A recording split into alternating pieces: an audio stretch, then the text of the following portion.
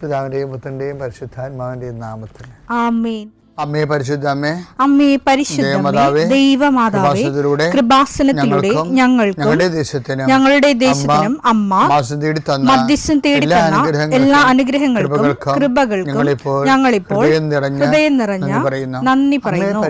അമ്മേ പരിശുദ്ധമ്മേ, ദൈവമാതാവേ, 2004 ഡിസംബർ 7 ഉച്ചകഴിഞ്ഞ് 2:30 കൃപാസനത്തിൽ സംഭവിച്ച അമ്മയുടെ പ്രത്യക്ഷപ്പെടലിനെ തിരുസഭയ്ക്ക് സമർപ്പിച്ചിരിക്കുന്ന പഠനരേഖകളുടെ മേൽ സഭാത്മകമായ പഠനം ആരംഭിക്കുവാൻ ഞങ്ങൾ പ്രാർത്ഥിക്കുന്നു. അമ്മേ പരിശുദ്ധമേ, ഭൂസ്വർലോകങ്ങളുടെ രാജ്ഞിയായ അങ്ങേയ്ക്ക് ഭൗമസംരക്ഷണത്തിനായി പ്രപഞ്ചപ്രകൃതിയെ തന്നെ തിരുസഭ പ്രതിഷ്ഠിക്കുവാൻ ഈ പ്രത്യക്ഷീകരണം വഴി ഇടയാക്കണമേ. പരിശുദ്ധമേ, ജപമാല മാതാവേ, സകല കൃപാസനം പ്രാർത്ഥനയോടും ചേർത്ത് ഞങ്ങളിപ്പോൾ പ്രാർത്ഥിക്കുന്ന ഈ കുടുംബത്തിന്റെ പ്രത്യേക നിയോഗം പറ മക്കളെ.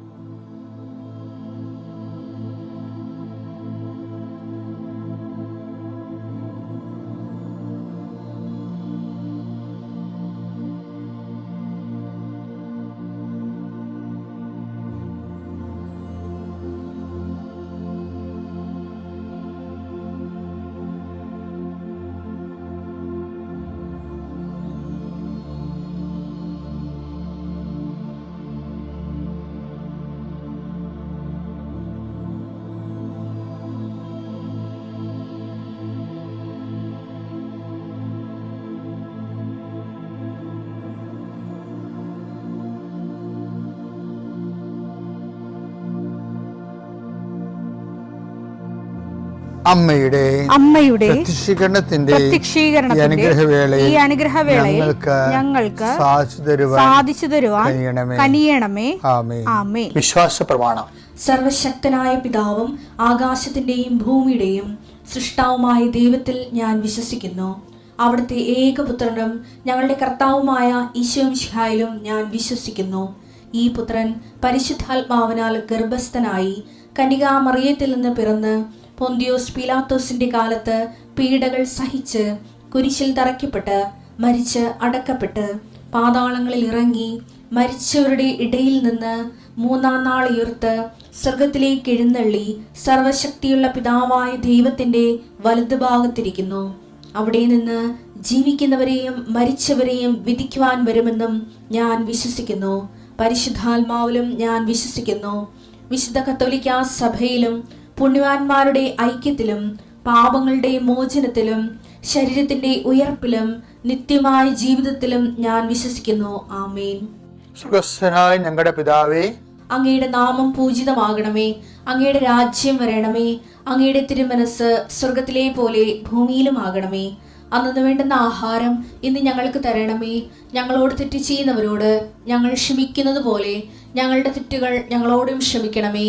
ഞങ്ങളെ പ്രലോഭനത്തിൽ ഉൾപ്പെടുത്തരുതേ, തിന്മയിൽ ഞങ്ങൾ രക്ഷിക്കണമേ. ആമേൻ. നന്മ നിറഞ്ഞ മറിയമേ, സ്വസ്തി. കർത്താവ് അങ്ങയുടെ കൂടെ സ്ത്രീകളിൽ അങ്ങ് അനുഗ്രഹിക്കപ്പെട്ടവളാകുന്നു. അങ്ങയുടെ ഉദരത്തിൻ ഫലമായി ഈശോ അനുഗ്രഹിക്കപ്പെട്ടവനാകുന്നു. പരിശുദ്ധ മറിയമേ, തമ്പുരാന്റെ അമ്മേ, പാപികളായ ഞങ്ങൾക്ക് വേണ്ടി ഇപ്പോഴും ഞങ്ങളുടെ മരണസമയത്തും തമ്പുരാനോട് അപേക്ഷിക്കണമേ. ആമേൻ. എൻ്റെ കർത്താവേ, നിന്റെ ഉന്നതമായ നാമത്തിന് സ്വസ്ഥം ചെയ്യുന്നു. കർത്താവ്, രേഖകളെ സംബന്ധിച്ച് പ്രാർത്ഥിക്കണേ ചെയ്യേ. രേഖകൾ കയ്യിലില്ലെങ്കിൽ പോലും മനസ്സുകൊണ്ട് നിങ്ങൾ ആ രേഖകൾ നിങ്ങളുടെ കയ്യിൽ ഓർക്കുക. ചിലപ്പോൾ മാർക്ക് ലിസ്റ്റ് ആകും, ചിലപ്പോൾ സർട്ടിഫിക്കറ്റ് ആകും, ചിലപ്പോൾ ഹോൾ ടിക്കറ്റ് ആകും, ചിലപ്പോൾ പ്രമാണമാകും, ചിലപ്പോൾ നക്കലാകും, ചിലപ്പോൾ പറമ്പ് തരം മാറ്റാനുള്ള അപേക്ഷയാകും, ചിലപ്പോൾ നിങ്ങൾക്ക് വീടിന് നമ്പർ കിട്ടാൻ വേണ്ടിയുള്ള പ്രയാസത്തിൻ്റെ അതിനുള്ള അപേക്ഷ. എല്ലാം മനസ്സുകൊണ്ട് ഓർക്കുക. ആ രേഖകൾ ലഭിക്കാൻ ആവശ്യമായ രേഖകൾ വിസയുടെ രേഖകളാകാം, അല്ലെങ്കിൽ ഇൻ്റർവ്യൂവിൻ്റെ രേഖകളാകാം, അല്ലെങ്കിൽ വിസ ഇൻ്റർവ്യൂ ആകാം. എല്ലാം രേഖകൾ മനസ്സിൽ ഓർക്കുക. നിങ്ങളുടെ ഫയലിലുള്ള മുഴുവൻ രേഖകൾ നിങ്ങൾ ആരെങ്കിലും പ്രൊഡ്യൂസ് ചെയ്യാൻ വില്ലേജ് ഓഫീസർ തൊട്ട് കളക്ടർ വരെ മന്ത്രി വരെ നിങ്ങളുടെ ഓരോരോ കമ്പനികളിൽ CEO വരെ ബോസ് വരെ സമർപ്പിക്കാനുള്ള എല്ലാ രേഖകളും മനസ്സിൽ സൂക്ഷിക്കുക. കർത്താവെ, അങ്ങയുടെ മക്കളുടെ രേഖകൾ ഞാനിന്ന് പ്രാർത്ഥിക്കുകയാണ്. ചിലക്ക് രേഖകളില്ല, ചിലക്ക് നഷ്ടപ്പെട്ടു, ചിലക്ക് കിട്ടാനിരിക്കുന്നതേ ഉള്ളൂ, സമയത്ത് കിട്ടണില്ല. അങ്ങനെയുള്ള എല്ലാ രേഖകളും, ചിലക്ക് രേഖ കൊടുക്കണില്ല, മനഃപൂർവ്വം കൊടുക്കണില്ല, കൈക്കൂലി ഇല്ലാത്തവന് കൊടുക്കണില്ല, അല്ലെങ്കിൽ അവരുടെ ആയിട്ടുള്ള വൈകല്യങ്ങളുള്ളതുകൊണ്ട് കൊടുക്കണില്ല, അല്ലെങ്കിൽ വേറെ താല്പര്യമുള്ളതുകൊണ്ട് കൊടുക്കണില്ല. അങ്ങനെയുള്ള പൈശാചികമായ തടസ്സങ്ങൾ യേശുക്രിസ്തു ഉന്നതമായ നാമത്തിൽ സഭയുടെ അധികാരത്തിൽ കുരിശിൻ്റെ അടയാളത്തിൽ 40 വർഷം ഞാൻ അർപ്പിച്ച കൃപാന്റെ ശക്തിയാൽ കൃപാസ്ഥാനത്താറെ ജീവനോടെ പ്രത്യക്ഷപ്പെട്ട മാതാവിൻ്റെ മധ്യസ്ഥത്താൽ നിന്റെ മുഴുവൻ രേഖകളെ അതിൻ്റെ തടസ്സങ്ങൾ വിടുവിക്കുകയും നിന്നെ അനുഗ്രഹിക്കുകയും ചെയ്യും. പിതാപുത്രനും പരിശുദ്ധാത്മാവിനും നീക്കാമേ. എൻ്റെ പ്രിയപ്പെട്ടവർ, നമ്മൾ കഴിഞ്ഞ ആഴ്ച ഒരു സീരിയസ് വിഷയം ഡിസ്കസ് ചെയ്തായിരുന്നു. കാര്യം ആധ്യാത്മിക മുന്നേറ്റം, ജീവിത മുന്നേറ്റം എന്ന് പറയുന്നത് അതിൻ്റെ ഘടകങ്ങളെ ഞാൻ പറഞ്ഞായിരുന്നു നിങ്ങളോട്. ഒന്ന്, എല്ലാ കാലങ്ങളും നമുക്കുണ്ടാകുന്നതാണ് അനുഗ്രഹത്തിൻ്റെ കാലം. പ്രാർത്ഥിക്കുന്നു, അനുഗ്രഹം പ്രാപിക്കുന്നു. അത് ഒരു ഘട്ടമാണ് ശരിക്കും. ഇനി കുറച്ചുകൂടി ഇപ്പോൾ ഉടമ്പടിയിലൊക്കെ ജീവിക്കുന്നവർക്ക് പെട്ടെന്ന് രണ്ടാം മേഖലയിലേക്ക് പ്രവേശിക്കാം. രണ്ടാം മേഖല എന്ന് പറഞ്ഞാൽ എന്താണ്? കഴിഞ്ഞ ദിവസം നമ്മൾ കണ്ടായിരുന്നു, അഭിഷേകത്തിൻ്റെ മേഖലയാണ്. അഭിഷേകത്തിൻ്റെ മേഖല എന്ന് പറയുന്നത്, ഇപ്പോൾ ഉദാഹരണത്തിന് മോസസിനോട് ദൈവം പറഞ്ഞില്ലേ, എന്താ പറഞ്ഞത്? ഞാൻ ഈ ദിവസങ്ങളിൽ ധ്യാനത്തിൽ പറയുന്നുണ്ടത്, എന്നാൽ നിങ്ങൾ ശ്രദ്ധിച്ചാൽ നല്ലതാണ്.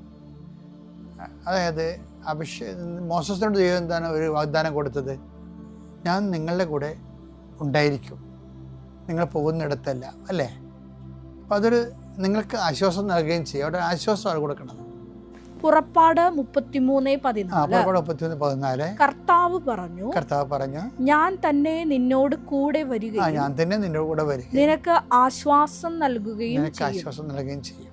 അപ്പം ദൈവ ബ്ലെസ്സിങ്സിൻ്റെ ഒരു തലമാണത്. ബ്ലെസ്സിങ്സ്, അനുഗ്രഹം. ഞാൻ തന്നെ നിൻ്റെ കൂടെ വരികയും നിനക്ക് ആശ്വാസത്തിൻ്റെ അനുഗ്രഹം തരികയും ചെയ്യും. പക്ഷേ ജോഷുവയുടെ കാലം, മോസസിൻ്റെ കാലം കഴിയുമ്പോൾ പിന്നെ ജോഷുവയാണ്. ജോഷുവയുടെ ഡ്യൂട്ടി മോസസിനേക്കാൾ കുറച്ചുകൂടി ഹെവി ഡ്യൂട്ടിയാണ്. കാര്യം എന്താണ്?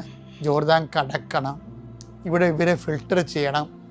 ജോർദാൻ കടക്കാൻ യോഗ്യതയില്ലാത്ത ആൾക്കാരില്ലേ, പല വള്ളത്തെ കാലുകുത്തുന്ന വിശ്വാസത്തിൻ്റെ അപാചയമുള്ള ആൾക്കാരെ ഫിൽട്ടർ ചെയ്ത് കളയണം. അത് ഭയങ്കര സീരിയസ് ഈ വിഷയമാണ്. ജോഷുവ ഫിൽട്ടർ ചെയ്യാൻ വേണ്ടി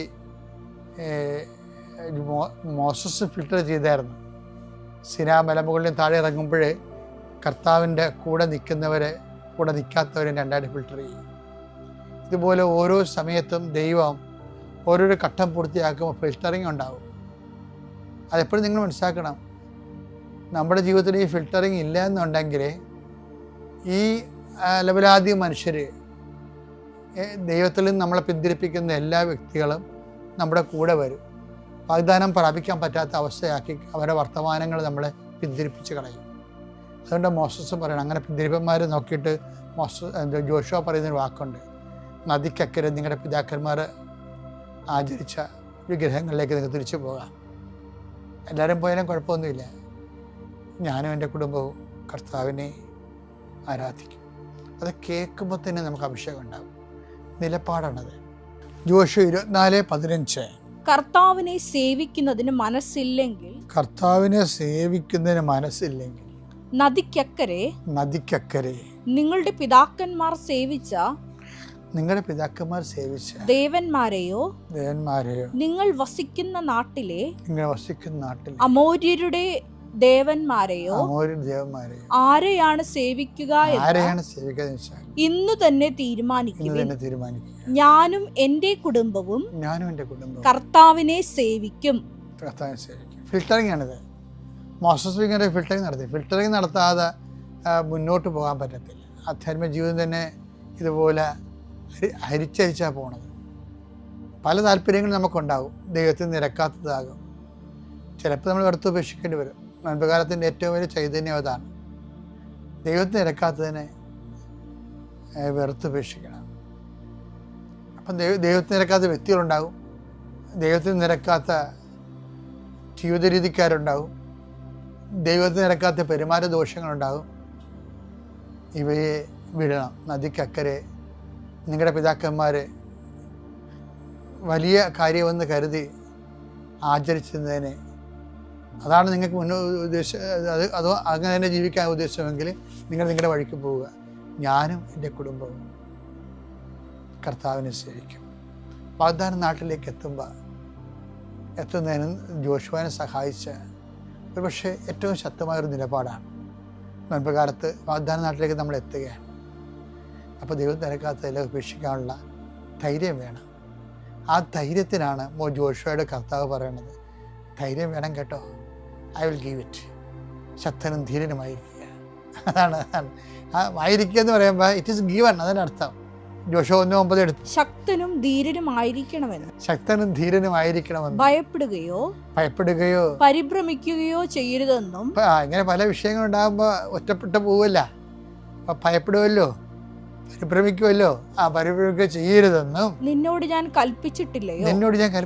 നിന്റെ ദൈവമായ കർത്താവ് നീ പോകുന്നിടത്തെല്ലാം നിന്നോട് കൂടെ ഉണ്ടായിരിക്കും. wherever you go, നീ കാട്ടിപ്പോയാലും കടലിൽ പോയാലും ഞാൻ നിന്നെ കൈവിടാതെ കൂടെ നിൽക്കും. അപ്പം ദൈവത്തിനെ ഒപ്പിച്ച് ജീവിച്ചാൽ ദൈവത്തിൻ്റെ സാന്നിധ്യം എല്ലായിടത്തും സംരഭ്യമാകും. നോൻപുകാലം ദൈവത്തിന് നിരക്കാത്ത വ്യക്തികളെയും വിഷയങ്ങളെയും ഇവിടെ ഗുഡ് ബൈ പറഞ്ഞുകൊണ്ട് ദൈവത്തോട് പക്ഷം ചേരുന്നത്, അവർക്കാണ് ദൈവം ജോഷുവയെ പോലെ ധൈര്യവും ശക്തിയും നൽകുന്നത്. ആ ശക്തി എൻ്റെ സഹോദരന് ലഭിക്കട്ടെ. അമ്മയ്ക്കും 1000 നന്ദി. എൻ്റെ പേര് ബീല. ഞാൻ തിരുവനന്തപുരം ജില്ലയിലെ പാറശാലയിലെ അമ്പലികോണം മലങ്കര സഭയിലെ ഇടവാംഗമാണ്. ഇതെൻ്റെ അനിയത്തിയാണ്. ഞാൻ അനിയത്തിക്ക് വേണ്ടിയാണ് സാക്ഷ്യം പറയാൻ ഇവിടെ നിൽക്കുന്നത്.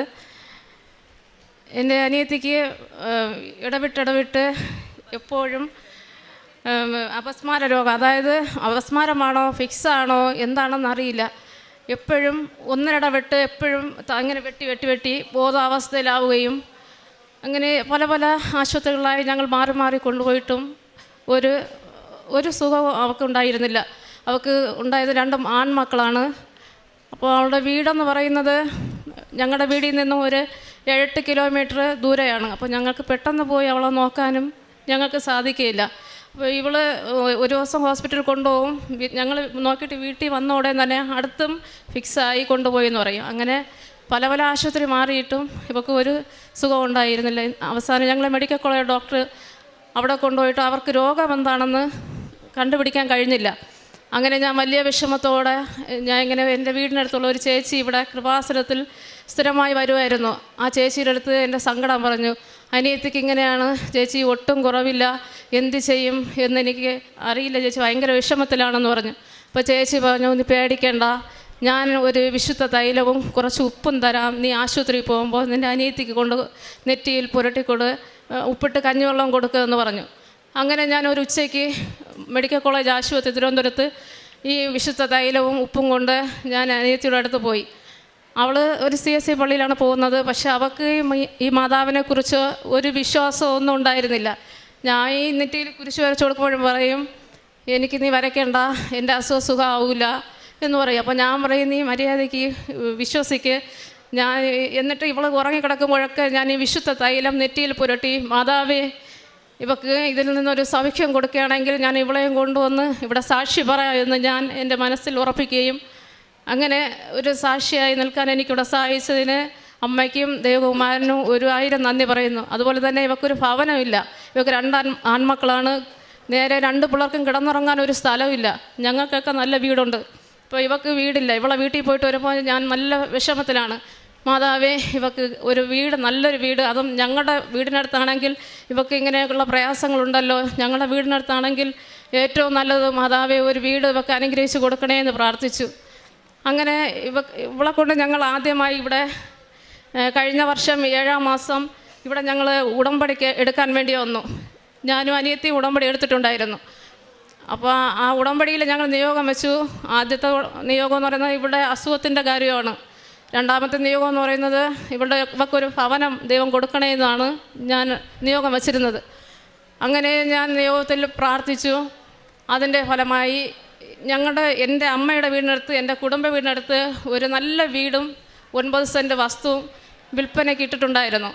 അങ്ങനെ ഞാൻ ഈ വിശുദ്ധ ഉപ്പ് എൻ്റെ ഭവനത്തിൽ പോകുമ്പോഴൊക്കെ ഞാൻ ആരും കാണാതെ ആ മതിൽ വഴി അതിനകത്ത് ഇട്ടിട്ട് പ്രാർത്ഥിക്കും, മാതാവേ ഈ ഒരു വീട് എൻ്റെ അനിയത്തിക്ക് വേണ്ടി നീ ഒരുക്കി കൊടുക്കണേ മാതാവേ, അവൾക്ക് എന്തെങ്കിലും ബുദ്ധിമുട്ട് വന്നാൽ ഞങ്ങൾക്കും പോയി നോക്കാമല്ലോ. അങ്ങനെ ഞാൻ അങ്ങനെ ആരും കാണാതെ ഈ ഉപ്പ് ആ മതിലിനകത്തൂടെ അങ്ങനെ ഇട്ടിട്ട് ഞാൻ പ്രാർത്ഥിക്കുമായിരുന്നു.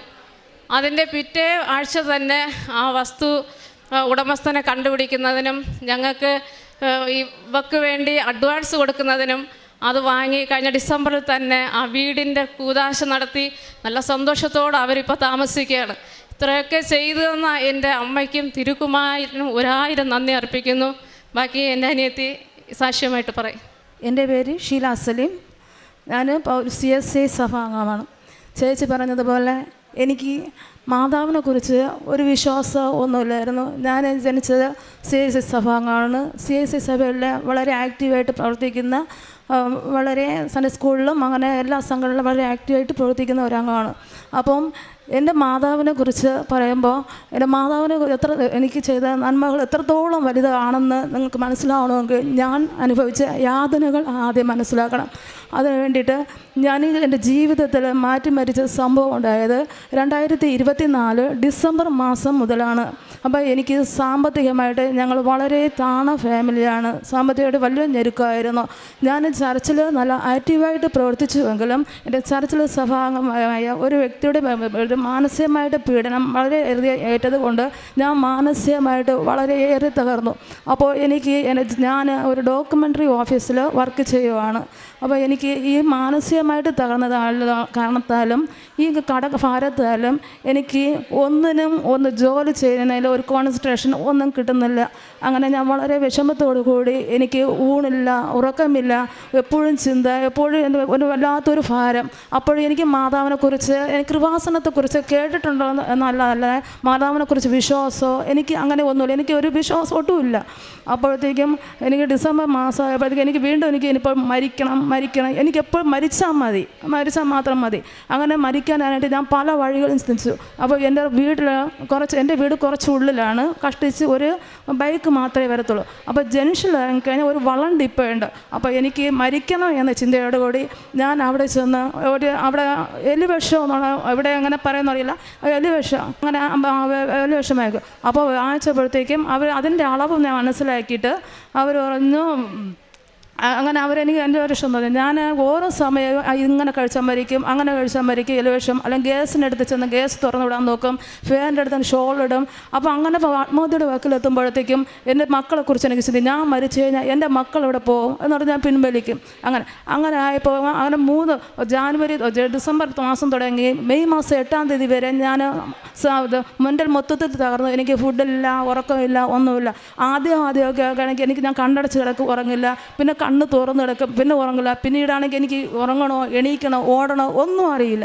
അങ്ങനെ മെയ് മാസം 8-ാം തീയതി ആയപ്പോൾ രാത്രിയായപ്പോൾ 9 മണിയായപ്പോൾ കിടന്നപ്പോഴത്തേക്കും എനിക്ക് കണ്ണ് ഒരുമാതിരി പോലെ ഇങ്ങനെ സിമ്മി വന്നായിരുന്നു. അപ്പോൾ എനിക്കൊരു മൂത്ത മോന് 22 വയസ്സായി. അവൻ്റെ ഡെലിവറി സമയത്ത് എനിക്ക് ഫിക്സിൻ്റെ അസുഖം ഉണ്ടായിരുന്നു. അപ്പോൾ ആദ്യം എനിക്കിങ്ങനെ കണ്ണിൽ സിമ്മി വന്നിട്ട് ദേഹം മൊത്തം ഒരു തളരും. അപ്പോൾ ഞാൻ പറയും എനിക്ക് എന്തോ ഒരു അസ്വസ്ഥത തോന്നുന്നു. ഒരു 5 സെക്കൻഡ് കഴിയുമ്പോഴത്തേക്കും എനിക്ക് ഫിക്സ് വരും.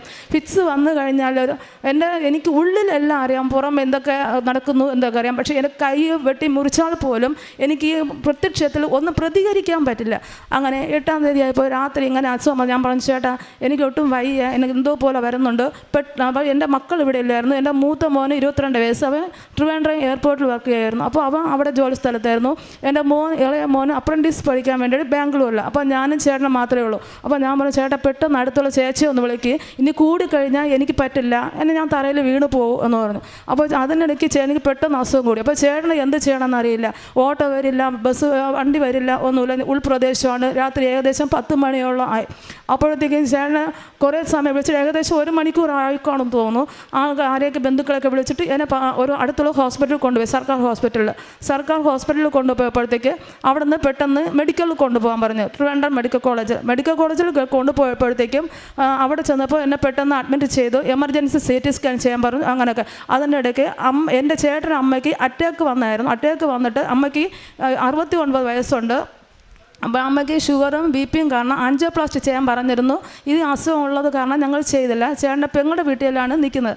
അപ്പോൾ അമ്മയ്ക്ക് എന്തെങ്കിലും അസുഖം വരുമ്പോൾ ചേട്ടൻ്റെ പെങ്ങൾ എന്നെ വിളിക്കും. ഞങ്ങൾ പോയി അമ്മയെ കൊണ്ട് ഹോസ്പിറ്റലിൽ കൊണ്ടുപോകാനാണ് പറയുക. അപ്പോൾ എന്നെ മെഡിക്കൽ കൊണ്ടുപോകാൻ സമയത്ത് തന്നെ അമ്മയ്ക്ക് ഇങ്ങനെ അസുഖം വരികയും ചേട്ടൻ്റെ പെങ്ങൾ എന്നെ വിളിച്ചു. എൻ്റെ ഫോണ് എൻ്റെ അസുഖം കാരണം ഞാൻ എന്നെ ഹോസ്പിറ്റലിൽ കൊണ്ടുപോയി വീട്ടിലായിരുന്നു. അപ്പോൾ ചേട്ടൻ പറഞ്ഞു, നിങ്ങൾ മെഡിക്കലിലിട്ട് വാ, ഞാൻ ഷീലയ്ക്ക് സുഖമല്ല, ഞങ്ങൾ മെഡിക്കൽ കോളേജിലുണ്ട്, നിങ്ങൾ വാന്ന് പറഞ്ഞു. അങ്ങനെ എന്നെ CT സ്കാനും ചെയ്ത് എക്സ്റേ അങ്ങനെ എന്തൊക്കെ എടുത്തിട്ട് വാർഡിലേക്ക് അഡ്മിറ്റ് ആകാൻ വേണ്ടിയിട്ട് അഡ്മിഷൻ ബുക്ക് വാങ്ങിച്ച് അവിടെ കൊണ്ടുവന്നപ്പോഴത്തേക്കും ചേട്ടൻ്റെ അമ്മയെ ചേട്ടൻ്റെ പെങ്ങളും മോനും കൂടെ ആംബുലൻസിൽ അവിടെ കൊണ്ടുവന്നു. പക്ഷേ അപ്പോഴത്തേക്കും അമ്മ അവിടെ നിന്ന് മരിച്ചിരുന്നു. അപ്പം ഡോക്ടർ പറഞ്ഞു, ചേട്ടൻ പറഞ്ഞു അമ്മയുടെ കാര്യങ്ങൾ ചെയ്യാനായിട്ട് ആരുമില്ല. ചേട്ടൻ്റെ അച്ഛനാണെങ്കിൽ കിടരോഗിയ, അനുജൻ മരിച്ചു പോയിട്ട്, ചേട്ടൻ്റെ അളിജനാണെങ്കിൽ ഗൾഫിലാണ്. അപ്പോൾ വേറെ ആരുമില്ല, അമ്മയുടെ അടക്ക ശുശ്രൂഷ ചെയ്യാൻ അങ്ങനെ ആരുമില്ല. അപ്പോൾ അച്ഛൻ പറഞ്ഞു, ചേട്ടൻ നിങ്ങളുടെ സ്വന്തം ഇഷ്ടപ്രകാരം കൊണ്ടുപോയിക്കോന്ന് പറഞ്ഞു. അങ്ങനെ ചേട്ടൻ സ്വന്തം ഇഷ്ടപ്രകാരം കൊണ്ടുപോകുവാണെന്ന് പറഞ്ഞിട്ട് എന്നെ വീട്ടിൽ കൊണ്ടുവന്നു. എന്നിട്ട് 1 മാസത്തോളം എനിക്ക് ദിവസം ഇങ്ങനെ അസുഖം വരും. അടുത്ത ഹോസ്പിറ്റലിൽ കൊണ്ടുപോകും. അടുത്തുള്ള ഹോസ്പിറ്റലിൽ കൊണ്ടുപോകുമ്പോൾ BP കുറയും, ഷുഗർ കുറയും, അങ്ങനെയൊക്കെ ആയിരുന്നു. അപ്പോൾ വീണ്ടും അവർ പറയുമ്പോഴത്തേക്കും അടുത്തുള്ള ഒരു ഹോസ്പിറ്റലിൽ കൊണ്ടുപോയപ്പോഴത്തേക്കും അവർ പറഞ്ഞു, EG എടുത്തപ്പോൾ പറഞ്ഞു തലയിലെന്തോ ബ്രെയിനിലെന്തോ ചെറിയൊരു പ്രോബ്ലമാണ് അത് പറഞ്ഞു. എന്നിട്ട് അടുത്തുള്ള അനന്തപുരി ഹോസ്പിറ്റലിലേക്ക് ഷിഫ്റ്റ് ചെയ്തു. അവിടെ പോയപ്പോഴത്തേക്കും അവിടെ നിന്ന് മരുന്ന് തന്നു. അവിടെ നല്ല ഫേമസ് ഡോക്ടർ. അപ്പോൾ അവിടെ നിന്ന് തന്നപ്പോഴത്തേക്കും അന്ന് രാത്രിയും വീണ്ടും വന്നു. കണ്ടിന്യൂസ് ആയിട്ട് 1 മാസത്തിൽ ഒരു ദിവസം 1-2 പ്രാവശ്യം വെച്ച് ഞങ്ങൾ അടുത്ത ഹോസ്പിറ്റലിലേക്ക് കൊണ്ടുപോകുമായിരുന്നു. അങ്ങനെ ലാസ്റ്റ് ദിവസം ആയപ്പോഴത്തേക്കും അവർ ഒരു ദിവസം രാവിലെ കലശലായിട്ട് അസുഖം വരികയും മെഡിക്കൽ കോളേജിൽ വന്ന് എന്നെ 8 ദിവസം മെഡിക്കൽ കോളേജിൽ അഡ്മിറ്റ് ആവുകയും ചെയ്തു. അപ്പോൾ എനിക്ക് പറയുന്നത് അപ്പോഴും CT സ്കാൻ എമർജൻസി ആയിട്ട് എടുക്കുക, MRI എടുക്കുക. മെഡിക്കൽ കോളേജിൽ വരുമ്പോൾ എനിക്ക് ഒരു പ്രോബ്ലവും ഇല്ല. അങ്ങനെ ഇപ്പം എനിക്ക് എന്ത് പറഞ്ഞാൽ ഭയങ്കര ദേഷ്യമാണ്. അപ്പോൾ എൻ്റെ ചേച്ചി വന്ന് എനിക്ക് ഉടമ്പടി തൈലം ഞാൻ കാണാതൊക്കെ എനിക്ക് കിട്ടിയത്. എനിക്ക് ഭയങ്കര ദേഷ്യം. ഞാൻ എന്തെങ്കിലും പറയുമ്പോഴത്തേക്കും സ്വയം ഇഞ്ചക്ഷൻ്റെ സിറിപ്പിൻ്റെ ഒക്കെ നീഡിലൊക്കെ വലിച്ചൊടിച്ച് കളയും, അങ്ങനെയൊക്കെ ഉണ്ട്. അപ്പോൾ അവർക്ക് അവിടെ നിന്നിട്ട് ഇത് ടെസ്റ്റൊക്കെ ചെയ്തപ്പോൾ എല്ലാം നോർമലായപ്പോൾ അവർ പറഞ്ഞു, ശരി ഇവർക്ക് ഒന്നുമില്ല, നിങ്ങൾ അടുത്ത കാര്യം ചെയ്യും, അടുത്ത ആഴ്ച വന്ന് നിങ്ങൾ അവിടെ സൂപ്പർ സ്പെഷ്യാലിറ്റി ന്യൂറോ കൺസൾട്ട് ചെയ്യാൻ പറഞ്ഞു. അങ്ങനെ ഞങ്ങൾ ന്യൂറോ കൺസൾട്ട് ചെയ്യാൻ പോയപ്പോഴത്തേക്ക് അവർക്ക് നോക്കിയപ്പോഴത്തേക്ക് ഫിക്സിൻ്റെ പക്ഷേ നേരത്തെ ഫിക്സൊക്കെ വരുമ്പോൾ ഫിക്സിൻ്റെ രൂപത്തിൽ, പക്ഷേ ഇപ്പോൾ ഫിക്സ് വരുമ്പോഴത്തേക്കും തല മാത്രമേ വെട്ടുന്നുള്ളൂ. പിന്നെ തൊണ്ടയിലൊന്നും ശ്വാസം കിട്ടാത്തൊരവസ്ഥ, വല്ലാത്ത അമറൽ ശബ്ദം, ഫിക്സിൻ്റെ ലക്ഷണം ഒന്നുമില്ല. അപ്പോൾ ഡോക്ടർ പറഞ്ഞു വീഡിയോ എടുത്ത് കാണിക്കാം. മെയിൻ ഡോക്ടർ ജൂനിയേഴ്സിൻ്റെ അടുത്ത് പറഞ്ഞു. അവരടുത്ത് കാണിച്ചതിന് പ്രകാരമായിട്ട് അവർ പറഞ്ഞു ഈ കൊച്ചിന് ഫിക്സ് അല്ല, ഇത് മാനസികമായിട്ട് വന്ന ഒരു മെൻ്റൽ ഡിപ്രഷൻ കൊണ്ട് വന്നതാണ്, ഇത് സൈക്കാട്രിസ്റ്റ് പ്രോബ്ലം ആണ്, അതുകൊണ്ട് സൈക്കാട്രിസ്റ്റ് ഡോക്ടറെ കൺസൾട്ട് ചെയ്യണമെന്ന് പറഞ്ഞു. അപ്പോൾ എനിക്ക് സൈക്കാട്രിസ്റ്റ് ഡോക്ടറെ കൺസൾട്ട് ചെയ്യണമെന്ന് പറഞ്ഞപ്പോൾ ഡോക്ടർ എന്നെ വന്ന് കാണുകയും എന്നോട് കാര്യങ്ങൾ കുറേ ചോദിച്ചിരുന്നു. എനിക്ക് ആദ്യമായിട്ട് കുറച്ച് ടാബ്ലറ്റ് തരികയും ചെയ്തു. അന്ന് കുറേ മാസങ്ങൾക്ക് ശേഷം ഞാൻ സുഖമായിട്ട് ഉറങ്ങിയ ശേഷം എന്നെ ഡോക്ടർ പറഞ്ഞു ഒരു ബുധനാഴ്ച അവിടെ നിന്ന് എന്നെ ഡിസ്ചാർജ് ആക്കിയിട്ട് അവർ പറഞ്ഞു മെൻ്റൽ വാർഡിലോട്ട് എന്നെ അവിടെ ആക്കണമെന്ന് പറഞ്ഞു. ഞാൻ പറഞ്ഞു എൻ്റെ എന്ത് വന്നാലും ഞാൻ മെൻ്റൽ വാർഡിൽ നിൽക്കില്ല, മെൻ്റൽ വാർഡ് കിടക്കില്ല, ഞാൻ എന്നാൽ ഇറങ്ങിപ്പോവും, എനിക്ക് പറ്റില്ല എന്ന് പറഞ്ഞു. അങ്ങനെ മെൻ്റൽ വാർഡിൽ കിടക്കാതെ ഞാൻ ഇറങ്ങി പോകുന്നു. അപ്പം ന്യൂറോ വാർഡിലൊന്ന് ബുധനാഴ്ച ഡിസ്ചാർജ് ആക്കിയിട്ട് എൻ്റെ മോനോട് പറഞ്ഞു ശരി എന്നാൽ നിങ്ങൾ വീട്ടിൽ പോയിക്കോ, അടുത്ത OPയിൽ നിങ്ങൾ വന്ന് കണ്ടാൽ മതി, ഞാൻ നിങ്ങൾക്ക് ഡിസ്ചാർജ് സമ്മറി മെൻ്റൽ വാർഡിലെ ഡിസ്ചാർജ് സമ്മറി നിങ്ങൾക്ക് വാട്സപ്പിൽ ഇട്ട് തരാം എന്ന് പറഞ്ഞ് ഞങ്ങൾ ഡിസ്ചാർജ് ചെയ്ത് അയച്ചു. അങ്ങനെ ഞങ്ങൾ വീട്ടിലെത്തിയപ്പോൾ എൻ്റെ ചേച്ചി വീടിന് അടുത്തുള്ള ഒരു ചേച്ചി ഇവിടെ കൃപാസനത്തിൽ വന്ന് ഉടമ്പടി എടുത്ത് ചേച്ചി പ്രാർത്ഥിക്കുന്ന ചേച്ചിയാണ്. പിറ്റേ ദിവസം രാവിലെ ചേച്ചി ഇവിടുത്തെ ഉടമ്പടി തൈലവും തേനും ഒരു രൂപവും അമ്മയുടെ കുറച്ച് രൂപം കൊണ്ട് അവിടെ വന്നു. അപ്പോൾ വന്നിട്ട് എൻ്റെ കൈ നീട്ടാൻ പറഞ്ഞു. ആദ്യം എൻ്റെ കയ്യിൽ തേനും ഉടമ്പടി തൈലവും കൂടെ ഒരുമിച്ച് ഒഴിച്ചു തന്നു. എന്നിട്ട് എൻ്റെ അടുത്ത് അത് കുടിക്കാൻ പറഞ്ഞു. ഞാൻ കുടിച്ചു. എന്നിട്ട് അമ്മയുടെ കാശ് രൂപം എൻ്റെ നെറ്റിയിൽ വെച്ചപ്പോൾ എനിക്ക് അതികലശലമായിട്ട് ഭയങ്കരമായിട്ട് അസുഖമുണ്ടായി. അപ്പോൾ എൻ്റെ ചേച്ചി എന്നെ വീട്ടിൽ മാതാവേ കൃപാസന മാതാവേ കാരണം മാതാവേ വെച്ചൊരുക്കാത്ത മാതാവേ വാന്ന് പറഞ്ഞിട്ട് ഭയങ്കര നിലവിളിയായിരുന്നു. എൻ്റെ കണ്ണിലെന്നാണെങ്കിൽ കണ്ണുനീരിട്ടിട്ട് വീഴുമായിരുന്നു. കുറച്ച് നേരം ഇവരിങ്ങനെ വിളിച്ച് പ്രാർത്ഥിച്ച ശേഷം എൻ്റെ അസുഖം പെട്ടെന്ന് മാറി. അപ്പോൾ എനിക്ക് പെട്ടെന്ന് അമ്മയുടെ പ്രത്യേക ഒരു ഇഷ്ടം തോന്നി, പ്രത്യേക ഒരു വിശ്വാസം തോന്നി. അപ്പോൾ ഞാൻ പറഞ്ഞു എന്തായാലും നമുക്കൊന്ന് കൃപാസനത്തിൽ പോകാം. ചേച്ചിയും പറഞ്ഞു ശരി നമുക്ക് കൃപാസനത്തിൽ പോകാം. അങ്ങനെ ഇത് 2025 ജൂൺ മാസം 27-ാം തീയതിയാണ് ഈ സംഭവം നടക്കുന്നത്. ഞങ്ങൾ 2025 ജൂലൈ മാസം 2-ാം തീയതി ഞങ്ങൾ ഇവിടെ വന്ന് ഉടമ്പടി എടുത്തു. ഉടമ്പടി എടുത്തിരുന്നാൽ വേറെ ഒന്നുമല്ല, ഞങ്ങൾക്ക് ഉടമ്പടി എടുത്ത് എന്തെന്നാ ഒരു കാര്യം ഞങ്ങൾക്ക് കഴിയില്ല. ഞങ്ങളെ വിശ്വാസം എന്തോ ഇതിവിടെ വന്ന് എനിക്ക് വീടില്ല, എനിക്ക് അവിടെ വീട് വയ്ക്കാൻ പറ്റുമോ, എൻ്റെ അസുഖം മാറോ, ഇനി മരുന്ന് കഴിക്കണോ, പോകണോ, അങ്ങനെ എന്തൊക്കെ എനിക്ക് ജോസഫിനെ അച്ഛനെ കണ്ട് എൻ്റെ കാര്യങ്ങൾ എല്ലാ റെക്കോർഡ്സുമായിട്ട് കൊണ്ടുവന്നു. അപ്പോൾ കൊണ്ടുവന്നപ്പോൾ അവർ പറഞ്ഞു അത് ഉടമ്പടി എടുത്താലേ അച്ഛനെ കാണാൻ പറ്റത്തുള്ളൂ. അങ്ങനെ ഞങ്ങൾ ഉടമ്പടി എടുത്തു. ഉടമ്പടി എടുത്ത് വന്നപ്പോഴത്തേക്കും പറഞ്ഞു വേണ്ട, ഉടമ്പടി എടുത്തത് നിങ്ങൾ ഇന്നലെ എടുത്തിട്ടുള്ളൂ, ഉടമ്പടി എടുത്ത് കാണാൻ പറ്റില്ല, നിങ്ങൾ പോയി പുതുക്കിയിട്ട് വാ, പുതുക്കിയിട്ട് നിങ്ങൾക്ക് വിശ്വാസം വന്നാൽ നിങ്ങൾക്ക് അച്ഛനെ കാണാൻ പറഞ്ഞു. സത്യത്തിൽ പറഞ്ഞാൽ എനിക്ക് അന്ന് ഇവിടെ കൊണ്ടുവന്ന ചേച്ചിയുള്ളൂ സത്യം പറഞ്ഞാൽ നല്ല ദേഷ്യമുണ്ടായി. ആളെ പറ്റിച്ച് കൊണ്ടുവന്നത് എന്നല്ലാണ്. ഇങ്ങനെ എന്തെങ്കിലും പറഞ്ഞിട്ടുണ്ടെങ്കിൽ ഞാൻ കൃപാസന സന്നിധി വരെയില്ല, ഉടമ്പടി എടുക്കുകയില്ല. ചേച്ചിയെ മനസ്സിൽ കുറേ വഴക്ക് പറഞ്ഞിട്ട് തന്നെയാണ് ഞങ്ങൾ ഇവിടെ നിന്ന് പോയത്.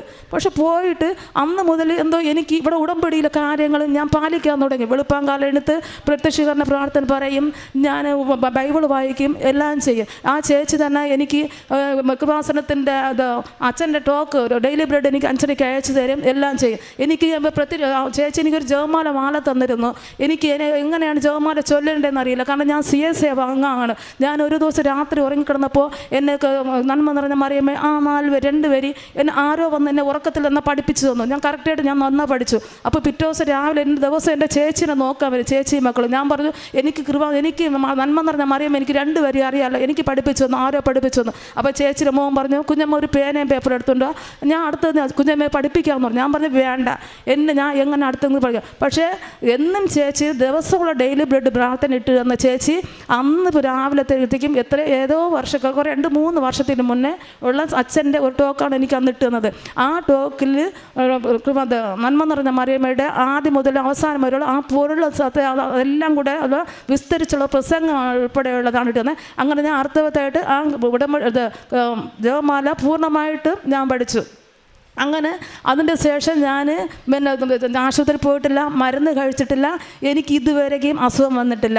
എൻ്റെ ആയുധം എന്ന് പറയുന്നത് എൻ്റെ ഉടമ്പടി തൈലവും ഉപ്പ് എൻ്റെ ജപമാല പ്രാർത്ഥനയാണ്. ഇതാണ് എൻ്റെ അമ്മ എനിക്ക് ആദ്യമായിട്ട് ചെയ്ത് തന്നത്. അതിനുവേണ്ടി എൻ്റെ പരിശുദ്ധ അമ്മയ്ക്ക് കോടാനുകോടി എനിക്ക് നന്ദി പറയുന്നു. രണ്ടാമത് എനിക്ക് തന്ന അത്ഭുതം എന്ന് പറയുന്നത് എനിക്ക് 23 വർഷം കൊണ്ട് ഒരു ഭവനമില്ല, ഒരു കുഞ്ഞു ഭവനമാണ്. എൻ്റെ മക്കൾക്ക് ഓൺലൈൻ ക്ലാസ് വരുമ്പോഴത്തേക്കും എല്ലാ മക്കളും വീഡിയോ കോൾ വരുമ്പോൾ എൻ്റെ മക്കൾ ഓഡിയോ കോൾ ഇരുന്നാണ് ഓൺലൈൻ ക്ലാസ് അറ്റൻഡ് ചെയ്യുന്നത്. ഒരു ഇൻ്റർവ്യൂ വരുമ്പോൾ എൻ്റെ മോൻ പറയും അമ്മ ഞാൻ ഇന്ന് ആ റൂമിൽ കയറണ്ട അമ്മ, എനിക്കിന്ന് ഒരു ഇൻ്റർവ്യൂ ആണെന്ന് പറയും. എൻ്റെ സാരി ഷോള് ഇതൊക്കെ എടുത്ത് റൂം ഡെക്കറേഷൻ ചെയ്യും. ഞങ്ങളുടെ ഹോസ്പിറ്റൽ റെക്കോർഡ്സൊക്കെ ഞങ്ങളൊരു കവറിലായിട്ട് ചുവരിൽ തൂക്കിയിട്ട് ആണി അറിഞ്ഞ് ചുവരിൽ തൂക്കി മഴ പോകുമ്പോഴത്തേക്കും അടുത്ത മഴയിൽ കവറിനകത്ത് വെള്ളം ഇറങ്ങി ആ റെക്കോർഡ്സൊക്കെ നശിച്ചു പോകും. അങ്ങനത്തെ ഒരു പഴഞ്ഞ വീടായിരുന്നു. അങ്ങനെയായിരുന്നു. അപ്പോഴത്തേക്ക് ഇവിടെ നിന്ന് വന്ന് ഉടമ്പടി എടുത്ത ഇതിപ്പോൾ 7-ാം തീയതി ഞാൻ 2-ാം തീയതി ഇവിടെ നിന്ന് ഉടമ്പടി എടുത്തു. 8-ാം തീയതി ഞാനൊരു വലിയ വീടിന് ഞാൻ 1 ലക്ഷം രൂപ അഡ്വാൻസ് കൊടുക്കുന്നു. കാരണം ഞാൻ എൻ്റെ ഒരു കഴിവല്ല, എല്ലാം എൻ്റെ മാതാവിൻ്റെ കഴിവാണ്. എനിക്ക് ഒരു കഴിവ് എല്ലാം മാതാവ് ഒരുക്കി തന്നതാണ്. ഞങ്ങൾക്ക് ഒരു പൈസയോ ഒരു സാമ്പത്തികമോ ഒന്നുമില്ല. ലോണിനോ പർച്ചേസ് ലോണിനോ ഒരു സാലറി സർട്ടിഫിക്കറ്റ് ഇല്ല, ഞങ്ങൾക്ക് വേണ്ടവണ്ണം വരുമാനമില്ല, ഒന്നുമില്ല എല്ലാം. പക്ഷേ എൻ്റെ അടുത്തെല്ലാം എൻ്റെ മാതാവ് കാത്തിട്ട് എന്ന് ഞാൻ ഇവിടെ ഉടമ്പടിയിൽ ഒരു നിയമം വെച്ചിരുന്നു. മാതാവേ എനിക്ക് വേറൊന്നും വേണ്ട, എനിക്ക് ഭവനത്തിൽ മാതാവിനെ ധ്യാനിച്ച് കഴിയാൻ പറ്റിയ ഒരു ഭവനം, ഞാൻ കുടുംബമായിട്ട് താമസിക്കുവാനും മാതാവിനെ ധ്യാനിച്ച് കഴിയുവാൻ പറ്റിയ ഒരു ഭവനം എനിക്ക് തരണേന്ന് പറഞ്ഞു. അതിന് പ്രകാരം എനിക്ക് നല്ല ഒരു 9 സെൻറ്റ് വീട്, 2 സൈഡ് റോഡ്, 4 ബെഡ്റൂമോട് കൂടിയ നല്ലൊരു വീട് എനിക്ക് ദൈവം അനുഗ്രഹിച്ചെന്നു. അതിനുവേണ്ടി എൻ്റെ മാതാവിന് കോടാനുകോടി നന്ദി പറയുന്നു. മൂന്നാമത്തേന്ന് പറയുന്നത് എനിക്ക് 1.5 മാസം മുമ്പ് ഒരു ആക്സിഡൻറ്റ് പറ്റിയായിരുന്നു. ആക്സിഡൻറ്റ് പറ്റിയിട്ട് റോഡ് ക്രോസ് ചെയ്തപ്പോൾ ഒരു ബൈക്ക് വന്നിടിച്ചത് കാലിൽ ഇൻഫെക്ഷനായിട്ട് എനിക്ക് ഒന്ന് സർജറി ചെയ്തേണ്ടി വന്നിട്ട് ഇന്ന് 21 ദിവസമേ ആയിട്ടുള്ളൂ സർജറി ചെയ്തിട്ട്.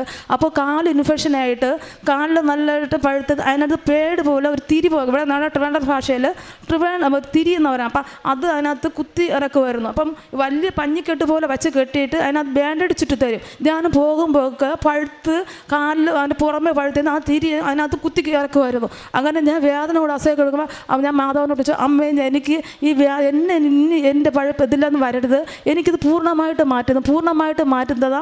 20-ാം തീയതി ഞാൻ അമ്മയുടെ സന്നിധിയിൽ വന്ന് ഞാൻ എന്തായാലും ഉറപ്പായിട്ട് അമ്മയുടെ സന്നിധിയിൽ ഞാൻ സാക്ഷി പറഞ്ഞോളാം എന്ന് പറഞ്ഞു. പിറ്റേന്നാൾ ഞാൻ ഡ്രസ്സിങ് ചെയ്യാൻ പോയപ്പോഴത്തേക്കും അത്ഭുതം എന്ന് പറയട്ടെ, ഒട്ടും പഴുപ്പില്ല, പഴുപ്പ് പൂർണ്ണമായിട്ട് മാറ്റിത്തന്നു, തിരിയില്ല. അങ്ങനെ എന്നിട്ട് കഴിഞ്ഞ ഞായറാഴ്ച ഞാൻ പോയപ്പോഴത്തേക്കും ഞാൻ ഓപ്പറേഷൻ 21 ദിവസമല്ലായുള്ളൂ. ഞങ്ങൾ 20-ാം തീയതി കഴിഞ്ഞ ഞായറാഴ്ച പോയപ്പോൾ എനിക്ക് കുറച്ച് ദൂരം നടക്കാം, സ്റ്റെപ്പ് കയറാൻ പറ്റില്ല. സ്റ്റെപ്പ് കയറാൻ പറ്റണമെങ്കിൽ ആരെങ്കിലും അല്ലെങ്കിൽ കഷ്ടിച്ചാണ്. അപ്പോൾ ഞാൻ പറഞ്ഞു, ദൈവമേ അമ്മേ, ഞാൻ ഈ കാല് വെച്ചിട്ട് എങ്ങനെ 21-ാം തീയതി ഞാൻ അങ്ങ് 20-ാം തീയതി കൃപാസനത്തിൽ പോകും, അമ്മ എനിക്ക് കാല് സുഖമാക്കി തരണമെന്ന് പറഞ്ഞു. പിറ്റേ ദിവസം എന്ന് പറയട്ടെ, എനിക്കായില്ല എങ്ങനെ അത് അത്ഭുതം എന്താ, എൻ്റെ കാല് ഇപ്പോൾ ഒരു വേദന ഒന്നുമില്ല, മുഴുവൻ ഒരു വേദന, നല്ല രീതിയിലാണ് ഞാനിവിടെ വന്നത്. ഇത്രത്തോളം കൃപ നന്ദി എനിക്ക് നന്മകൾ ചെയ്ത എൻ്റെ അമ്മയ്ക്കും പരിശുദ്ധ കുമാരനും ഞാൻ കോടാനുകോടി നന്ദി പറയുന്നു. പിന്നെ പ്രേക്ഷിത പ്രവർത്തനം എന്ന് പറയുന്നത്, ഞാൻ ഇവിടെ നിന്ന് കിട്ടുന്ന പത്രങ്ങളൊക്കെ ഞാൻ എല്ലാവർക്കും കൊടുക്കും. പിന്നെ എന്നെ കൊണ്ട് ഒരു 5 മിനിറ്റ് ആരോട് സംസാരിക്കാൻ കിട്ടിയാലും ആരായാലും ഞാൻ എൻ്റെ അമ്മ ചെയ്ത പ്രവൃത്തികൾ എല്ലാവരോടും ഒരു നാണക്കേടും കൂടാതെ എന്നോട് പറയുവാൻ എനിക്ക് സാധിക്കുന്നുണ്ട്. കാരുണ്യ പ്രവർത്തനമായിട്ട് ഞാൻ മറ്റുള്ളവർക്ക് വേണ്ടിയിട്ട് നല്ലോണം പ്രാർത്ഥിക്കുള്ളൂ. എൻ്റെ മുന്നിൽ ആര് സഹായം അഭ്യർത്ഥിച്ച് വന്നാലും ഞാൻ അവർക്ക് എന്നാൽ കഴിയുന്നത് എല്ലാം ചെയ്തു കൊടുക്കും. അത് മാത്രമല്ല, ഞാൻ ഫുഡ് അവർക്ക് ആശുപത്രിയിലൊക്കെ ഫുഡ് അവർക്കൊക്കെ വിതരണം ചെയ്യും. പിന്നെ മറ്റുള്ളവർക്ക് വേണ്ടി ആത്മീയ ജീവിതത്തിൽ എനിക്ക് വന്ന മാറ്റം എന്ന് പറയുന്നത്, എനിക്ക് നേരത്താണെങ്കിൽ എന്തെങ്കിലും പ്രയാസങ്ങൾ വന്നു കഴിഞ്ഞാൽ എനിക്ക് പെട്ടെന്ന് ഭയങ്കര ഗ്ലൂമിയായി അങ്ങനെ മരിക്കണം അല്ലെങ്കിൽ അങ്ങനെ ഭയങ്കര ദേഷ്യം. പക്ഷേ ഇപ്പോൾ എത്ര പ്രശ്നം വന്നാലും എല്ലാം എനിക്ക് ചിരിച്ചുകൊണ്ട് ഫേസ് ചെയ്യാനായിട്ട് എൻ്റെ മാതാവ് എനിക്ക് കഴിവ് തന്നു. അതുകൊണ്ട് ഇനിയും എൻ്റെ മാതാവിൻ്റെ പ്രത്യക്ഷീകരണത്തിൻ്റെ സാക്ഷിയായിട്ട് എൻ്റെ മരണമോത്തോളം ജീവിക്കുവാനായിട്ട് നിങ്ങളെല്ലാവരും പ്രാർത്ഥിക്കണമെന്നും ഞാൻ മരണത്തോളം ജീവിക്കുമെന്നും ഞാൻ പ്രതിജ്ഞ ചെയ്തുകൊണ്ട് എൻ്റെ സാക്ഷി നിന്ന് നിർത്തുന്നു. നന്ദി. അവിടുന്ന് ഹൃദയം തകർന്നവരെ സൗഖ്യപ്പെടുത്തുകയും അവരുടെ മുറിവുകൾ വെച്ച് കെട്ടുകയും ചെയ്യുന്നു. സങ്കീർത്തനം 147 3-ാം വചനമാണ്. വിശ്വാസത്തോടെ പ്രാർത്ഥിക്കുന്നതെല്ലാം നിങ്ങൾക്ക് ലഭിക്കുമെന്നാണ് മത്തായിയുടെ സുവിശേഷം 21-ാം അധ്യായം 22-ാം വചനം പറയുന്നത്. ഈ മോൾ വിശ്വാസത്തോടെ പ്രാർത്ഥിച്ചു, മെറിറ്റില്ല, സാമ്പത്തികമായിട്ട് ഒന്നുമില്ല കയ്യിൽ, എന്നാലും വിശ്വാസത്തോടെ പ്രാർത്ഥിച്ചതിൻ്റെ ഫലമായിട്ടാണ് ഈ മകൾക്ക് ഒരു നല്ലൊരു ഭവനം നൽകി ഈശോയും അമ്മയും അനുഗ്രഹിച്ചത്. പിന്നീടുണ്ടായിരുന്ന ആക്സിഡൻറ്റ് കേസായിരുന്നു. അവിടെയും ഈ മകൾ പ്രാർത്ഥിച്ചത് മാർച്ച് 20-ാം തീയതി പരിശുദ്ധ അമ്മയുടെ സന്നിധിയിൽ വന്ന് പ്രത്യക്ഷീകരണത്തിൻ്റെ സാക്ഷ്യം പറയുവാനായിട്ട് എന്നെ അനുഗ്രഹിക്കണമേ എന്നാണ് ഈ മകൾ പ്രാർത്ഥിച്ചത്. ആക്സിഡൻറ്റ് കാരണം പഴുപ്പ് വന്നിരുന്ന ഒരവസ്ഥയായിരുന്നു. പിന്നീട് ഉടമ്പടി വസ്തുക്കൾ ഉപയോഗിച്ച് പ്രാർത്ഥിക്കുകയും ഡേറ്റ് ഇട്ട് പ്രാർത്ഥിക്കുകയും സമയച്ചുരുക്കത്തിൻ്റെ അമ്മയോടാണ് ഈ മകൾ പ്രാർത്ഥിച്ചത്.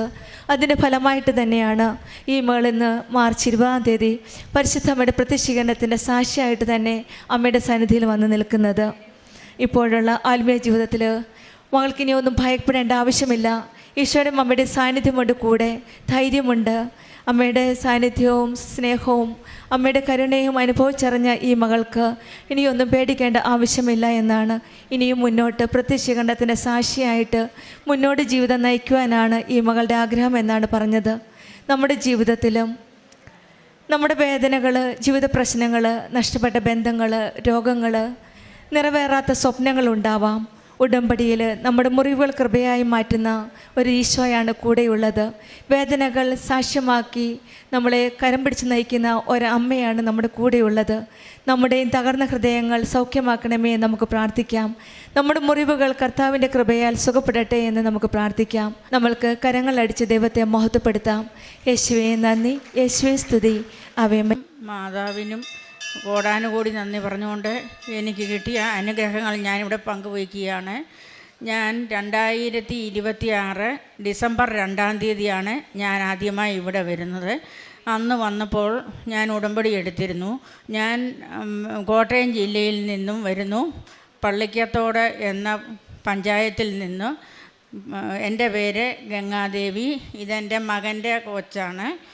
ഞാനിവിടെ വന്ന് സാക്ഷ്യം പറയുന്നത്, എനിക്ക് വർഷങ്ങളായിട്ട്, അതായത് 25 വർഷം ഞാൻ വീട് പണിതിട്ട് അടുപ്പ് ഇട്ടു, എങ്കിലും എനിക്ക് അത് കത്തിക്കുന്നുണ്ട്, എങ്കിലും എനിക്ക് ഭയങ്കര ബാധ്യതകളായി നിൽക്കുന്ന ഒരു സമയമായിരുന്നു.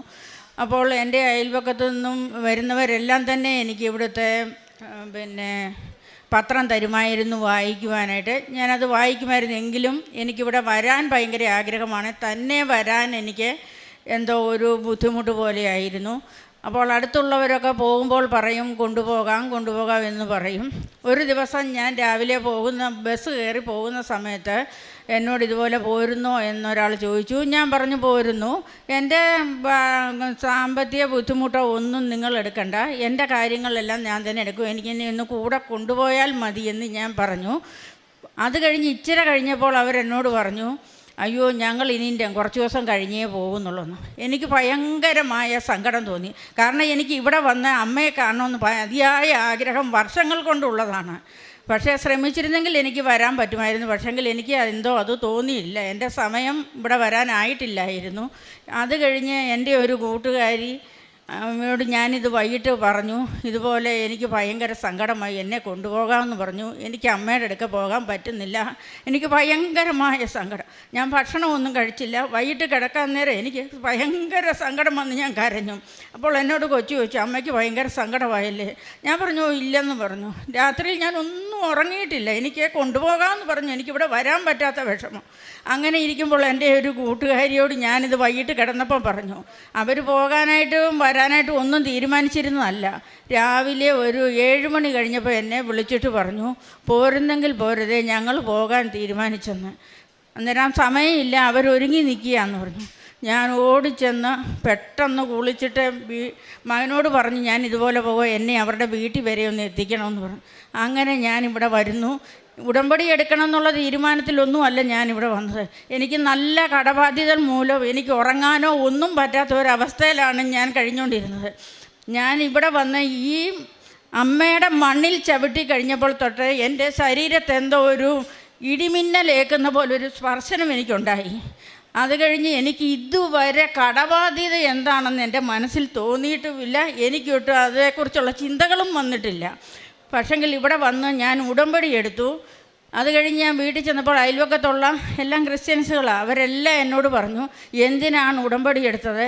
നിങ്ങൾക്കിത് എടുക്കേണ്ട കാര്യമില്ല, നിങ്ങളെ കൊണ്ട് ഇത് ചെയ്യാൻ പറ്റത്തില്ല എന്ന്. അപ്പോൾ എനിക്ക് അതിലും വലിയ വിഷമമായി. ഞാൻ ഉറച്ചവരോട് പറഞ്ഞു, ഞാൻ ഹിന്ദുവാണെങ്കിൽ ഞാൻ അവിടെ മാതാവിൻ്റെ ജാതിയും മതവും ഒന്നുമില്ല, ഞാനിത് വിശ്വസിച്ച് എനിക്ക് ചെയ്യാമെന്നുള്ള ഉറപ്പിന്മേലാണ് ഞാനിതെടുത്തത്. ഇത് പൂർത്തീകരിച്ച് എനിക്ക് എന്നുവരെ ഇവിടെ നടന്നു വരാൻ എത്തുന്ന അത്രയും കാലം ഞാനിവിടെ വന്ന് ഉടമ്പടി എടുത്തിരിക്കും. മാതാവിൽ വിശ്വസിച്ച് ഞാൻ പ്രാർത്ഥിക്കും.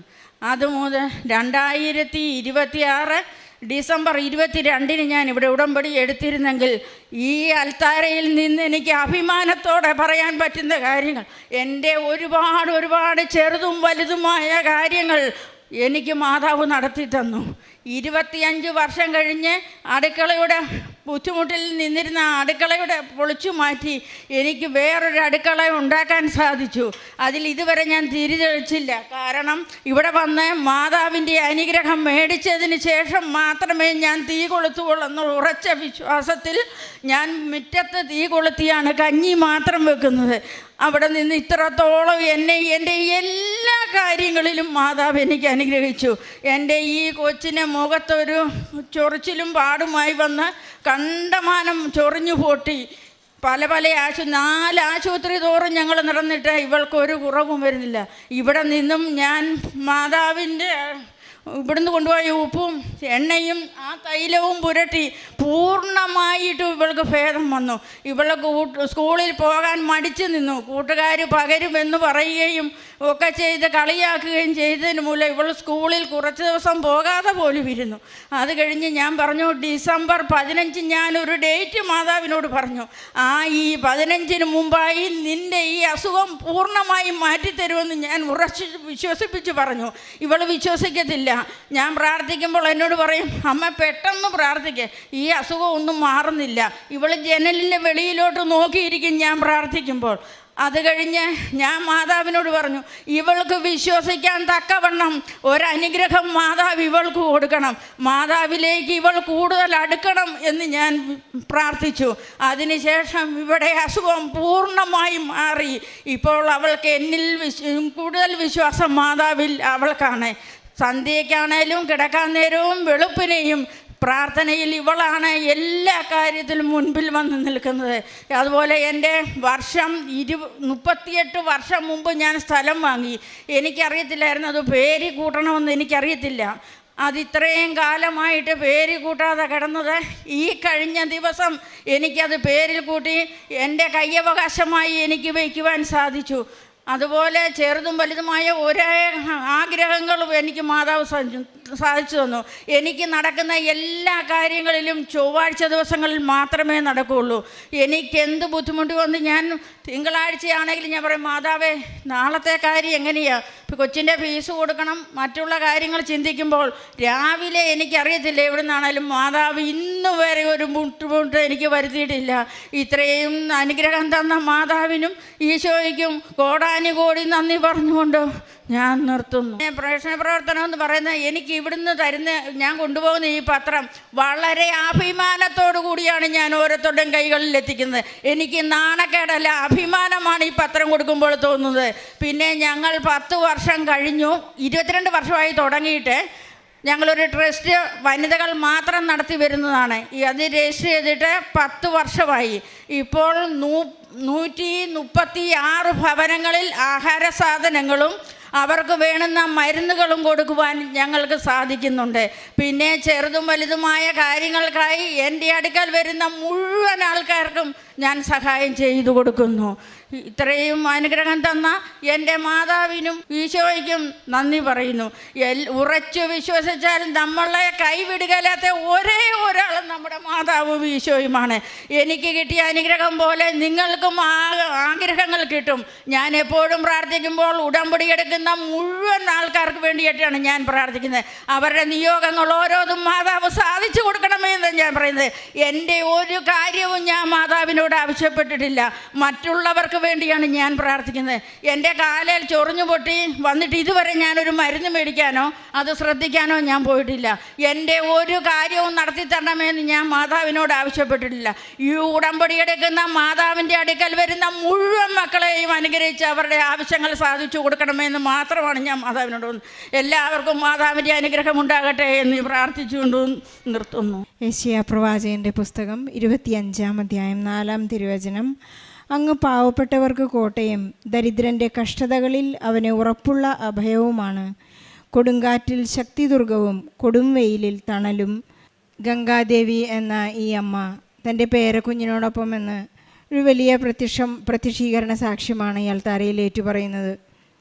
ഗംഗാദേവിയുടെ ഈ സാക്ഷ്യത്തിൻ്റെ പ്രത്യേകത, ഗംഗാദേവിക്ക് വിഷയമല്ല പ്രധാനം, ദൈവമാണ് പ്രധാനം. ബഹുമാനപ്പെട്ട ജോസഫ് അച്ഛൻ നമ്മെ എപ്പോഴും ഓർമ്മിപ്പിക്കുന്നത്, നിൻ്റെ വിഷയം, നിൻ്റെ ഇമ്പോർട്ടൻസ് നിൻ്റെ വിഷയത്തിലാണ്. നിൻ്റെ വസ്തു, നിൻ്റെ മക്കൾ, നിൻ്റെ ജോലി, കുഞ്ഞ്, വിവാഹം, വീട്, PR, പെൻഷൻ, ഇതൊക്കെയാണ് വിഷയങ്ങളാണ് നിനക്ക് പ്രധാനമെങ്കിൽ നിനക്ക് ദൈവത്തെ സ്നേഹിക്കുക അസാധ്യമാണ്. ഈശോ തന്നെ പറയുന്നു, ദൈവത്തെയും മാമോനെയും ഒരുപോലെ സേവിക്കുവാൻ സാധ്യമല്ല എന്ന്. ഗംഗാദേവി അത് അച്ചിട്ടതുപോലെ തൻ്റെ ജീവിതത്തിൽ നിന്ന് നിവർത്തിക്കുകയാണ്. പരിശുദ്ധ അമ്മയെയും ഈശോയെയും ഘോരഘോരം സംസാരിക്കുവാനും ഈശോ തൻ്റെ ജീവിതത്തിൽ ഇന്ന് ആരാണെന്ന് വ്യക്തമായി പറയുവാനും ഗംഗാദേവിക്ക് സാധിക്കുന്നത് ഉടമ്പടിയുടെ ഒരു ബോധ്യത്തിൻ്റെ സാക്ഷ്യത്തിലൂടെയാണ്. ഗംഗാദേവിക്ക് ലഭിച്ചിരിക്കുന്ന ഒരുപാട് സാക്ഷ്യങ്ങളിൽ വളരെ ചുരുക്കം മാത്രമാണ് ഇവിടെ പ്രസ്താവിച്ചത്, ഇവിടെ ഏറ്റുപറഞ്ഞത്. വളരെ കടബാധ്യതയുള്ള ഒരവസ്ഥയിലാണ് ഗംഗാദേവി ഇവിടെ വന്ന് ഉടമ്പടി എടുക്കുന്നത്. അത്രമാത്രം ആഗ്രഹിച്ചുകൊണ്ടാണ് പരിശുദ്ധ അമ്മയുടെ അടുത്തേക്കൊന്ന് വരാൻ അത്രമാത്രം ആഗ്രഹമുണ്ടായിരുന്നു. പക്ഷേ ഇവിടെ എത്തേണ്ട സമയം ഈശോ തന്നെ തൻ്റെ പിതാവിനാൽ ആകർഷിക്കപ്പെട്ടവരല്ലാതെ തന്നെ ആരും തന്നെ ഇവിടെ എത്തുകയില്ല എന്ന് ഈ അമ്മയ്ക്ക് ബോധ്യമുണ്ട്. അങ്ങനെ പിതാവ് ആകർഷിച്ച ആ സമയത്ത് തന്നെ പരിശുദ്ധ അമ്മയുടെ അടുത്ത് വരുവാനും ഈശോയിൽ നിന്ന് അനുഗ്രഹം പ്രാപിക്കുവാനുമായിട്ട് ഈ അമ്മയ്ക്ക് സാധിച്ചു. 25 വർഷത്തോളമായിട്ട് ഈ അമ്മയുടെ വീട്ടിലെ ഒരു അടുക്കളപ്പണി കംപ്ലീറ്റ് ആകാതിരുന്ന ഒരവസ്ഥയിൽ ഒരു നിയോഗം വെച്ച് പ്രാർത്ഥിച്ചു. ഉടമ്പടി എടുത്തതിൻ്റെ 1 മാസത്തിനുള്ളിലാണ് ഇവരുടെ കുടുംബത്തിൽ വലിയ വലിയ അത്ഭുതങ്ങൾ നടന്നതെന്ന് ഈ അമ്മ പ്രസ്താവിക്കുകയാണ്, ഏറ്റുപറയുകയാണ്. അവിടെ ഇനി അടുപ്പ് പൂട്ടി അവിടെ ആഹാരം വയ്ക്കുന്നതിന് മുൻപേ ഇവിടെ വന്ന് ഈശോയ്ക്കും അമ്മയ്ക്കും നന്ദി പറഞ്ഞതിന് ശേഷം മാത്രമേ ഞാൻ ആ അടുക്കള ഉപയോഗിക്കാൻ തുടങ്ങുകയുള്ളൂ എന്നുള്ള ഒരു ബോധ്യത്തിലാണ്, ഉറച്ച വിശ്വാസത്തിലാണ് ഈ അമ്മ ഇവിടെ വന്ന് സാക്ഷ്യം പറയുന്നത്. അതുപോലെ തന്നെ സമയച്ചുരുക്കത്തിൻ്റെ അമ്മ ഇവരുടെ ജീവിതത്തിൽ ജീവിതഭാരം ലഘൂകരിച്ച ഒരു സൗഖ്യം നൽകിയ ഒരു വലിയ സാക്ഷ്യമാണ്. പേരക്കുഞ്ഞിൻ്റെ ശരീരത്തിലുണ്ടായ ഒരു ഫംഗൽ ഇൻഫെക്ഷൻ. 1 മാസത്തോളം ഈ കുഞ്ഞ് വളരെ നാണക്കേടോടുകൂടി കുഞ്ഞ് അവിടെ വന്ന് സാക്ഷി സ്ഥിരീകരണത്തിനായി വന്നപ്പോൾ ശ്രദ്ധിച്ചു നോക്കുമ്പോൾ മാത്രം 1-2 മാർക്ക് നമുക്ക് കാണാൻ സാധിക്കും. അല്ലെങ്കിൽ മുഖവും ശരീരവും മൊത്തം ഒരു വെള്ള പാണ്ടുപോലെയുണ്ടായിരുന്ന ആ ശരീരമാണ് ഇന്ന് മനോഹരമായി ഈശോ സൗഖ്യപ്പെടുത്തിയിരിക്കുന്നത്. മരുന്നും ലേപനവുമില്ലാതെ എവിടെ നിന്ന് ലഭിച്ച പരിശുദ്ധ അമ്മയുടെ ഉടമ്പടി തൈലത്തിലൂടെയാണ് ഈ മകൾക്ക് പൂർണ്ണ സൗഖ്യം ലഭിച്ചതെന്ന് അമ്മ സാക്ഷ്യപ്പെടുത്തുന്നു. ഈ കുഞ്ഞ് ഇപ്പോഴും പരിശുദ്ധ അമ്മയോടും ഈശോയോടും സംസാരിക്കുകയാണ്. സ്വന്തമായ ആരോടോ സംസാരിക്കുന്നത് പോലെ ഇന്ന് എല്ലാം ഏറ്റുപറയാനുള്ള, സംസാരിക്കുവാനുള്ള ഒരു ജീവിത അവസ്ഥയിൽ ഇന്ന് ഈ കുഞ്ഞ് ജീവിക്കുന്നത് കൊണ്ട് തൻ്റെ ഏറ്റവും സ്വന്തമായിട്ടുള്ളത് ഈശോയും പരിശുദ്ധ അമ്മയുമാണെന്ന് മകൾ ഏറ്റുപറയുകയാണ്. അതുപോലെ 38 വർഷമായിട്ട് ഈ അമ്മയ്ക്ക് ലഭിക്കാതിരുന്ന വസ്തു പ്രമാണം ഈ ഉടമ്പടി എടുത്തപ്പോഴാണ് 1 മാസത്തിനുള്ളിൽ ഈ അമ്മയ്ക്ക് 1 മാസത്തിനുള്ളിൽ ഉടമ്പടി എടുത്ത 1 മാസത്തിനുള്ളിൽ ഒരുപാട് പെട്ടെന്നുള്ള സാധ്യതകളും സൗഖ്യങ്ങളുമാണ് ഈ അമ്മയ്ക്ക് ലഭിച്ചത്. അമ്മ ഏറ്റു പറയുന്നത് പോലെ ഇന്ന് എനിക്ക് വിഷയമല്ല, ഞാൻ ലോകത്തിൽ ഉടമ്പടിയെടുത്ത് പ്രാർത്ഥിക്കുന്ന എല്ലാവർക്കും വേണ്ടി പ്രാർത്ഥിക്കുന്നു. വളരെ അഭിമാനത്തോടു കൂടി ഞാൻ ഇവിടുത്തെ കൃപാസനം പത്രം ഈശോയെ തന്നെ കൈമാറിക്കൊണ്ട് നൽകുന്നു. നമുക്കും അങ്ങനെയുള്ള മിഷണറി ആകാനുള്ള ഒരു ധൈര്യത്തിന് വേണ്ടി, കൃപയ്ക്ക് വേണ്ടി നമുക്ക് പ്രാർത്ഥിക്കാം. ഈ അമ്മ ഇന്ന് നമുക്കെല്ലാവർക്കും വലിയൊരു